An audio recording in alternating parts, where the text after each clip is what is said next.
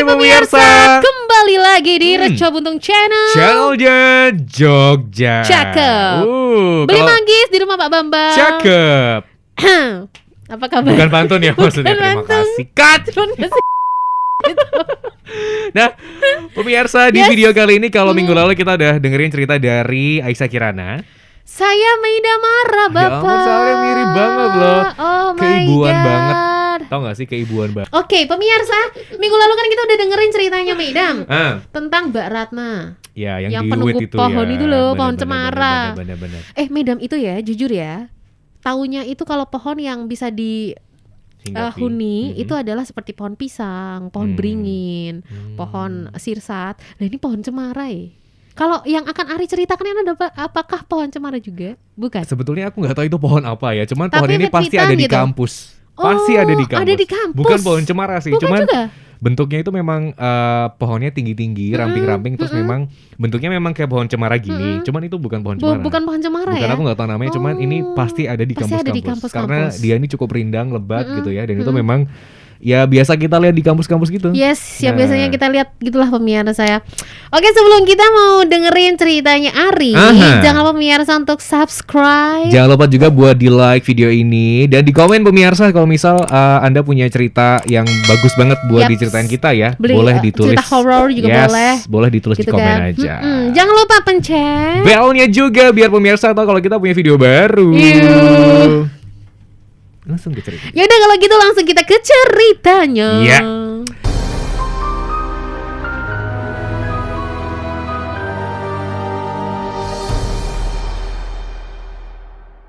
Oke nih, Mei sama pemirsa, video kali ini juga kita kan temanya pohon ya. Dan kebetulan aku punya cerita sendiri yang pernah aku alami. Meskipun itu waktu aku masih kecil banget sih. Kalau nggak salah sih itu sekolah dasar. Jadi antara tahun 2004 atau 2005-an. Oke, nah ceritanya itu hari Sabtu. Hari Sabtu itu aku kayaknya ada ekstrakurikuler pramuka. Nah, itu settingnya di Jogja berarti ya? Di Jogja ya. Jadi pada saat itu hari Sabtu itu kan pulang istirahat jam pertama. Jadi sekitar jam 11-an itu pulang.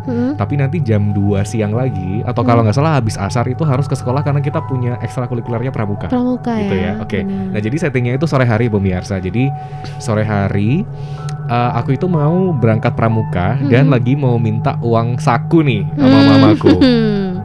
Nah, jadi rumahku ini kan lokasinya di tengah kota Jogja, nggak jauh dari Reco Buntung pemirsa. Nah itu settingnya itu cukup strategis karena deket sama rel kereta, sama kompleks salah satu universitas negeri terbesar juga di Jogja. Gitu. Nah dan itu juga univnya tuh pasti pemirsa juga tahu karena di Jogja itu juga salah satu yang hits juga ya, dan semua orang juga tahu di situ. Jadi memang lokasi kampungku ini strategis lah, mau kemana-mana tuh dekat, sentra keramaian juga gitu. Jadi memang banyak sekali mahasiswa pendatang. Yang pada ngekos di situ berarti banyak banget ya. Nah di sekitar rumahku, kalau misal dulu pemirsa pernah dengerin siaran Kencan itu memang aku pernah cerita di sekitar rumahnya Ari itu banyak sekali kos-kosan. Banyak juga kontrakan gitu ya. Jadi memang banyak sekali pendatang dari luar Jogja yang mereka itu kuliah di kampus itu, terus pada ngekos dan pada ngontrak di situ. Nah siang itu aku lagi mau berangkat, udah naik sepeda, aku mau minta uang saku sama mama. Tiba-tiba di pekarangan rumahku itu ada tembok pembatas yang tingginya itu sekitar 1,5 meter. Jadi lumayan tinggi waktu itu. Dan aku masih kecil. Itu di sebelah tembok itu adalah pekarangan rumah yang berbeda, owner yang berbeda. Jadi yang punya tanah beda gitu ya. Nah di situ itu dibuat beberapa rumah kontrakan dan juga kosan sama ruko. Jadi bentuknya itu pekarangan, paling depan itu ruko, tengahnya ini adalah rumah kontrakan, dan paling belakang ini kosan pavilion satu kamar gitu. Nah tapi yang tengah ini ada satu rumah besar. Nah ini sebetulnya rumah si pemilik tanah, cuman yang punya cuman dia udah nggak tinggal di situ dan dikontrakan. Dan akhirnya rumah di tengah itu pemirsa itu disewa sama salah satu himpunan mahasiswa. Jadi mesnya mereka. Gitu. Tapi memang di situ khusus yang putri. Jadi biasanya asalnya dari mana gitu kan biasanya. Betul. Gitu. Jadi di situ khusus yang putri, dan kebetulan di rumah kontrakan itu kalau aku nggak salah ingat ya, itu memang mahasiswinya itu sebagian besar berasal dari Sulawesi. Entah itu Sulawesi Utara atau Tenggara aku nggak tahu ya, tapi Sulawesi gitu. Nah ketika aku pada saat minta uang saku itu, tiba-tiba sore itu kita dengar, aku sama mamaku itu dengar ada seseorang yang teriak-teriak. Ini sore nih, ini sore. Sore, jadi ya siang lah, jam 2-an itu. Mau ke 2:30 lah. Jadi kita tiba-tiba dengar seseorang itu berteriak dan kita nggak kalau itu mesti mbak-mbak kosnya gitu. Nah akhirnya karena beberapa saat kita kan nganggapnya pertama itu kayak ala paling Gojek gitu ya. Tapi karena yang teriak-teriak itu lumayan lama dan akhirnya si penghuni teriaknya tuh kayak apa? Teriaknya itu tuh iya bengok-bengok gitu. Biasa kayak gitu, maksudnya dia tuh histeris gitu ya. Histeris kayak ketakutan berarti. Teriakan ketakutan gitu ya. Gak tahu kenapa akhirnya salah satu penghuni dari rumah kontrakan itu tuh keluar terus lari ke arah jalan gitu loh, karena itu dekat jalan raya kan. Dia minta tolong tuh sama tukang becak, sama orang-orang yang sama orang-orang di situ. Akhirnya kita ngeh nih bahwa ada sesuatu yang nggak beres. Nah itu pertama kalinya pemirsa aku ngelihat orang itu benar-benar kesurupan. Aduh. Jadi si mbaknya itu pas kita sampai ke depan rumah kontrakannya itu kan semua jendela sama pintu dibuka. Nah mbaknya ini itu tuh dia kos atau lagi pakai kamar yang tengah. Jadi rumah itu kan kamarnya 1, 2, 3 pemirsa. Nah yang tengah ini tuh kamarnya si mbaknya. Dan ketika pada saat itu belum ada Pak Ustadznya nih yang datang. Jadi pas si teman-temannya itu minta tolong sama warga, kita kan otomatis masuk ke rumahnya itu tuh. Itu benar-benar pertama kali aku ngelihat orang yang kesurupan dan dia itu bisa nempel di jendela. Aduh, sebentar. Jadi maksudnya serius, benar-benar. Gimana? Jadi si mbaknya ini tuh dia teriak-teriak sambil mepet tembok yang ada di ada jendelanya, tapi dia itu bisa kakinya tuh nggak nyentuh tanah gitu loh. Sorry, kayak cicak berarti. Tapi dia madep ke pintu. Jadi misal pintu, terus ini jendela nih. Aku jadi dia nempel di tembok belakang sini nih. Nah itu aku pertama kali ngelihat dia itu cuma nunduk tapi bengok-bengok ya, teriak-teriak pada saat itu. Dan aku tuh sama mamaku nganu kue bali wae gitu. Akhirnya aku pulang dan tapi kan karena rumahku cuman kepisah tembok pemirsa sama si rumah kontrakan ini. Itu pun temboknya itu jadi depan rumah pekarangan rumah, terus ada jalan kecil gang gitu. Tembok nih. Nah, temboknya ini sebelah banget ini adalah rumah si yang ada mbak-mbak kesurupan itu tadi. Nah, terus akhirnya aku pulang karena mungkin mencekam ya. Akhirnya pada saat itu dipanggillah si Pak Ustadz di kampungku itu. Didoain lah nih sama Pak Ustadz itu cukup lama sih, jadi hampir maghrib ya. Terus aku pada saat itu memang tetap berada di kompleks rumah itu tapi nggak masuk rumah. Maksudnya aku kan denger ya orang-orang gede pada saat itu ngomong pokoknya jangan sampai maghrib si mbaknya itu kesurupan, pokoknya harus disembuhin sebelum maghrib. Karena pada saat itu warga-warga di sana tuh percaya bahwa karena kan maghrib kan dipercaya jadi kayak nggak ilok gitu loh. Orang Jawa bilangnya railok kalau misal kita itu keluar rumah ada kegiatan apa pokoknya harus diberhenti dulu ya kan. Betul. Nah akhirnya dipanggillah lagi. Kalau nggak salah sih itu ada seorang dari kampung sebelah sih, itu tuh beliau ini bekerja sebagai pawang. Jadi di kampung sebelah itu memang ada grup kesenian. Kalau kita boleh bilang kayak jadilan gitu. Nah beliaunya ini bekerja sebagai pawangnya ini. Jadi kalau misal mereka melakukan pertunjukan, terus pas ada yang bagian dati gitu ya, gitu, bahasa Jawanya. Nah ini yang menyembuhkan. Nah akhirnya pada saat itu Pak Ustadz, terus si pawang kesenian itu tuh hadir di rumah itu. Akhirnya kayaknya memang baru selesai bisa disembuhkan itu tuh hampir Isya. Itu rame, itu lama banget tuh. Berarti ngelewatin maghrib dong, Ri? Iya, jadi benar-benar itu lama banget. Terus 6:30 itu baru Pak Ustadznya itu tuh keluar dari rumah itu dan dia bilang nggak ngapa-ngapa gitu. Nah akhirnya warga dibubarin sama Pak RT sama Pak RW. Akhirnya keesokan paginya semua itu berinisiatif untuk melakukan pengajian di rumah itu. Gitu. Nah yang ibu-ibu, yang bapak-bapak, mereka pengajian di rumah itu. Mbaknya sadar tapi mbaknya tuh masih lemas, kaget ya, lemas, shock. Dia belum bisa aktivitas apa-apa tapi teman-temannya udah ya yang penting udah tenang lah, nggak cerit-cerit, nggak, dia tuh benar-benar bisa nempel tembok gitu ya. Nah kan pada saat aku yang lihat langsung itu kan pas dia tuh nempel tembok. Nah katanya si ibu-ibu ini sama bapak-bapak yang lihat ketika mbaknya ini kesurupan itu gitu ketika habis nempel tembok itu dia itu langsung jatuh ke tanah, ke kenjupin kalau orang Jawa bilang ya, kenjupin. Itu dia tetap teriak-teriak tapi dia ngelakuin gerakan itu kayak hewan ular. Waduh, jadi dia bisa gini. Oh, jadi dia bisa gini loh, bisa gini gitu. pada saat di doain itu dia juga tambah histeris, tapi dia sering banget melakukan gerakan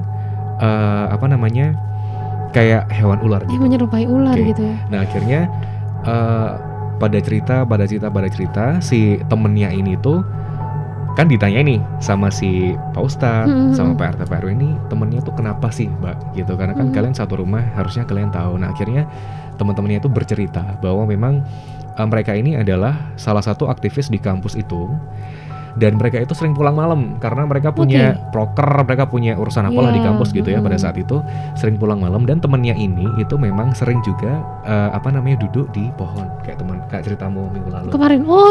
Jadi si temen serumahnya ini mereka juga pada ngerti pemirsa kalau si temennya yang kesurupan ini itu tuh sering banget duduk di sebelah pohon. Nah di kampus itu emang banyak banget pohon-pohon yang tinggi, yang rindang, karena memang kan kampusnya cukup agamis ya. Jadi memang dia ada masjid yang besar sekali. Nah di sekitar masjidnya itu kan banyak sekali pohon-pohon yang rimbun, yang entah itu tumbuhnya dari kapan gitu ya. Dan si mbaknya ini tuh sering banget duduk di situ. Terus temannya tuh juga cerita bahwa ini orang tuh memang agak tertutup Pak, gitu bilang gitu sama Pak RT. Tapi beberapa hari kebelakang dia itu kelihatan memiliki kepribadian yang berbeda. Dia tuh sering cerita, dia tuh sering ngomong sama teman-temannya, dia tuh sering nanyain, kamu udah makan belum? Padahal sebelumnya tuh nggak pernah gitu. Jadi teman-temannya itu mengambil kesimpulan pemirsa bahwa si temen yang kesurupan ini dia tuh lagi kasmaran, atau dia lagi jatuh cinta, atau dia lagi seneng gitu sama seseorang. Tapi permasalahannya seneng sama siapa nggak tahu. Waduh. Nah akhirnya si pawang kesenian ini dia mulai bercerita nih, entah itu wallahu alam ya, apakah itu benar atau enggak. Jadi sebetulnya dia itu pernah membawa temennya itu pulang ke kontrakan itu. Si pawangnya itu bilang bahwa dia ini kenalan sama seseorang yang rumahnya di pohon itu. Hah, sebentar. Seseorang yang rumahnya di pohon itu. Bukan orang berarti? Bukan. Jadi sesosok yang tinggal di pohon itu. Nah, jadi singkat cerita mereka itu ya itu tadi kayak cerita minggu lalu. Jadi mereka itu kenalan, dan si pawangnya ini bilang bahwa mereka ini sudah menyatakan saling suka. Cinta. Dan akhirnya pada suatu hari si sosok ini itu ingin ikut mbaknya ini pulang ke rumah atau ke kontrakan itu. Nah akhirnya karena di kontrakan itu kan banyak barang-barang yang berbau agama. Di kontrakan itu karena kan mahasiswa muslim kebetulan. Si temennya ini nggak bisa pulang. Karena dia terperangkap gitulah istilahnya. Dia nggak bisa keluar dari rumah itu, dia nggak bisa balik ke rumahnya di pohon itu, dan akhirnya dia memutuskan untuk berubah ke wujud aslinya. Nah jadi ketika si mbak kesurupan ini melihat sesosok itu kan mungkin wujudnya ya seperti kita gitu ya, manusia. Terus mungkin tipenya mbaknya banget lah, membo gitulah ya bahasanya ya. Akhirnya setelah tahu bahwa si mbak ini tuh mungkin juga cukup agamis orangnya, akhirnya teman yang ikut pulang ini gak bisa pulang lagi ke pohon itu. Nah ternyata setelah ditelusuri lagi, akhirnya pada saat itu si pawang sama Pak Ustadz ini ngomong bahwa coba kita ke tempatnya, kita ke pohonnya. Akhirnya mereka pergi ke sana karena kan si mbaknya ini masih belum bisa kayak bangun gitu loh. Jadi walaupun sudah nggak kesurupan ya, masih lemas dan dia belum bisa beraktivitas. Akhirnya mereka pergi ke pohon sana, ketemulah di satu pohon itu katanya. Terus baru diketahui bahwa si sosok laki-laki yang dipacari sama mbaknya ini itu memang bukan sosok manusia. Nah, akhirnya setelah ini tahu, temannya juga bilang, oh iya Pak, saya kemarin ngelihat dia ini ngobrol di depan sama temannya cowok. Cuman pada saat itu, jadi ada 3 orang di rumah, yang lihat itu teman yang pertama, dia tuh ngomong sama teman yang kedua, kamu tahu nggak sih yang ngobrol sama dia tuh siapa? Ini nanya, emang dia ngobrol sama siapa? Nah jadi yang ini nggak ngelihat. Nggak ngelihat si sosok cowok ini gitu, yang ngelihat yang pertama tadi, teman pertama tadi. Akhirnya, loh itu yang di depan. Nah ketika yang pertama ini ke depan ke teras itu, dia ngelihat bahwa si temennya itu ngobrol sendiri. Ya Allah. Akhirnya karena dia karena belum terlalu dekat pada saat itu pemirsa, dia nggak berani nanya juga. Tapi setelah itu memang kepribadian dari si mbak yang tadi kesurupan ini berubah tadi, makanya dia malah tambah ramah. Karena kan mereka paling rasanya oh dia berubahnya positif nih, tambah ramah, jadi mereka nggak mikir apa-apa. Nah ternyata si pawangnya itu mungkin dia juga punya ini ya, maksudnya kemampuan seperti itu ya kan, ya kita nggak tahu lah. Dia bilang bahwa memang yang ditemenin atau yang dipacarin itu adalah bukan sosok manusia, dan dia itu merupakan sebuah energi negatif yang berbentuk memang hewan ular. Aduh. Nah itu percaya nggak percaya, tapi itu memang terjadi. Makanya waktu mbaknya itu kesurupan, dia sempat melakukan gerakan seperti ular, meliuk-liuk gitu ya. Nah, kayak ular yang lagi dalam kondisi kepanasan gitu loh. Itu benar, karena kan didoain ya sama teman-teman sama Pak Ustadz. Nah akhirnya si pawangnya ini dia nanya nih ke, nggak tahu dia ngelakuin ritual gitu. Akhirnya dia ngambil salah satu ranting dengan jumlah daun berjumlah ganjil pada saat itu. Jadi dia metik dari pohon itu rantingnya itu dibawa ke rumah kontrakan itu pemirsa, dan rantingnya itu di ini apa sih? Diiniin loh. Dipukul-pukul. Oh, dipukul-pukul ke mbaknya yang kesurupan tadi. Jadi tuh dia tuh sehari semalam, dia udah kan kemarin malam terus hari ini baru kesana gitu kan. Jadi dia udah semalam sebetulnya sudah nggak kesurupan, tapi dia masih kayak lemes gitu lemes ya? Kena sawan gitu. Nggak ada daya gitu. Nah akhirnya dengan ranting daun yang diambil dari pohon itu pemirsa, terus dikibas-kibasin ya ke si mbaknya itu, sadar. Mbaknya itu bisa bangun, dia baru nangis sejadi-jadinya. Dia baru bercerita bahwa aku lupa namanya, tapi dia nyebut nama sebetulnya. Dia baru bercerita bahwa aku nggak tahu kalau si yang aku pacarin ternyata dia bukan manusia. Ketika kemarin aku kesurupan, dia ngeh kalau dia tuh kesurupan, karena pada saat itu dia ngomong bahwa aku tuh berdoa. Aku tuh dalam hati berdoa berarti ya? Aku baca ayat kursi supaya aku tuh bisa melawan dia, tapi pada saat itu aku nggak bisa karena kebetulan pada saat itu dia lagi berhalangan. Jadi dia sudah berusaha untuk membaca doa, tapi si temennya ini ternyata lebih kepanasan lagi, lebih marah gitu loh, dan akhirnya dia malah masuk ke tubuhnya si cewek ini. Nah, ketika dia dalam posisi yang nggak sadar ini pemirsa, dia baru benar-benar melihat bahwa yang dia temui, yang dia sayangi, yang dia belain selama ini adalah bukan sosok manusia. Nah, dia hampir aja itu benar-benar diajak untuk ke rumahnya itu, ke rumahnya si cowok itu. Pohonnya berarti. Nah, tapi pada saat itu dia kebetulan mens hari terakhir. Oh gitu. Jadi sudah tidak menstruasi. Hanya tinggal membersihkan dirinya saja gitu loh maksudnya. Nah, akhirnya dia pada saat itu bisa melawan, dibantu dengan doa-doa dari Pak Ustadz dan juga pawang kesenian itu tadi.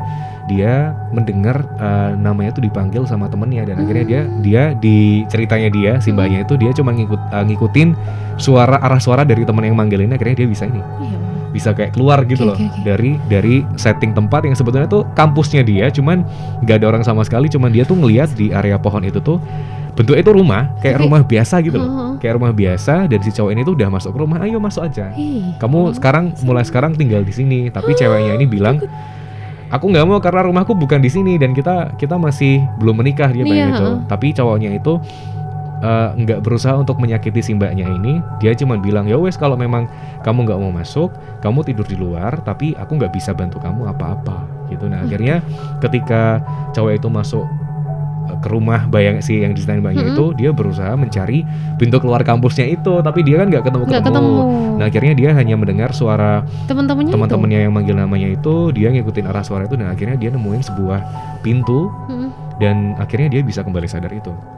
Nah akhirnya dengan media doa dan juga si ranting pohon itu dia bisa bercerita dan ingatannya itu kembali. Karena si pawangnya ini bilang, sebetulnya kamu sudah menginjak ke dunia dia, dan itu tuh jarang banget bisa pulang pun pasti kamu akan kehilangan memori tentang kamu tuh habis diapain sama bahasanya tuh kayak linglung gitu loh. Nah gitu kan? Nah akhirnya tapi karena si pawangnya ini bisa, nggak tahu ya, mungkin berkomunikasi atau paham tentang dunia seperti itu, dia ngambil rantingnya itu terus kibas-kibasin ke si mbaknya itu, dia sadar dan bisa cerita. Nah akhirnya kalau nggak salah si mbaknya itu akhirnya pindah kampus, terus asrama himpunan mahasiswanya itu tuh kosong. Mereka pindah dari situ karena takut, maksudnya energi negatif lainnya itu masih ada di situ, dan itu akhirnya kosong berapa tahun ya? Kosong kalau nggak 4 sampai 5 tahun akhirnya dipakai lagi sama yang punya.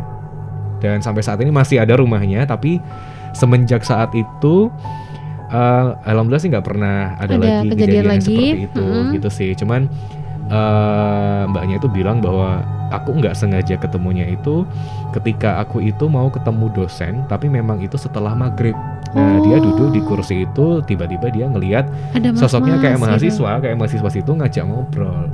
Nah, akhirnya keseringan ngobrol itu ternyata diajak ngobrol itu bukan manusia. Lo percaya nggak percaya, tapi itulah cerita gitu dari mbaknya yang mengalami itu. Dan itu waktu aku masih kecil banget sih, masih SD paling kelas 4, kelas 5. Jadi maksudnya kecil tapi masih bisa nerima cerita gitu. Dalam artian inget ceritanya itu seperti apa. Dan itu masih kalau misal pas pulang ke rumah situ, kalau ketemu pasti ngeliat, inget ya, ini tempat ini dan gitu kita tuh pasti sekarang taruna tuh pasti ngobrolin kejadian itu pada tahun itu gitu sih. Tapi yang jelas setelah itu sih kayak orang-orang tua tuh pesan bahwa yo nek maghrib jangan kemana-mana, terus jangan ngelamun dan jangan pernah maksudnya karena kan lingkungan makhluk seperti itu kan pasti kan singgup ya. Dan kadang orang yang lagi bingung, lagi galau, lagi sedih itu kan lebih senang menyendiri. Lebih rentan, iya benar. Terus perasaan emosinya tidak stabil. Itu dipercaya bisa menjadi salah satu faktor yang memudahkan mereka untuk bisa berkomunikasi sama kita. Makanya Ri, kamu kalau perlu jangan menyendiri. Kemarin kamu mepet di sana tuh. Itu siaran. Ya. Jadi kalau bareng-bareng nggak boleh. Bukan, iya ding bener. Kan kita masih jaga jarak. Iya masih jaga jarak. Gitu, ceritanya gitu sih. Oke. Ya serem sih pemirsa, serem. Lumayan ya, karena aku benar-benar baru ngeliat pertama kali orang yang ya bisa nempel di dinding gitu ya. Jadi makanya itu nggak ada nggak ada apa bentuk. Iya nggak ada tatakannya gitu kan. Dia benar-benar gitu loh. Nempel. Ini kayak monster yang ada di film Insidious gitu nggak sih? Jadi dia bisa, kayaknya gitu deh. Bisa nempel gitu. Kayak Spider-Man lah. Nah, kayak Spider-Man lah. Iya. Tapi ya semenjak itu benar-benar ya percaya nggak percaya sih, tapi ya itu terjadi di lingkungan sekitarku dan memang ceritanya seperti itu karena itu gempar banget sih. Gempar. Itu sempat masuk salah satu majalah lokal Jogja yang basisnya berbahasa Jawa. Itu ceritanya dimuat di situ. Jadi memang ada track recordnya, maksudnya kalau pemirsa pernah dengar juga, pernah baca. Nah itu lokasinya deket banget sama rumahku. Tapi gitu memang benar sih pemirsa, kalau pas lagi maghrib itu memang kita nih misalnya kalau lagi ada tidak hanya maghrib sebenarnya ya. Kalau misalnya kita lagi ada rapat atau apa dengan suara azan, iya kita break dulu kayak gitu. Kita bener. Terus kalau lagi maghrib ya pintunya ditutup gitu kan. Yang biasanya jemblang pintunya itu ditutup dulu.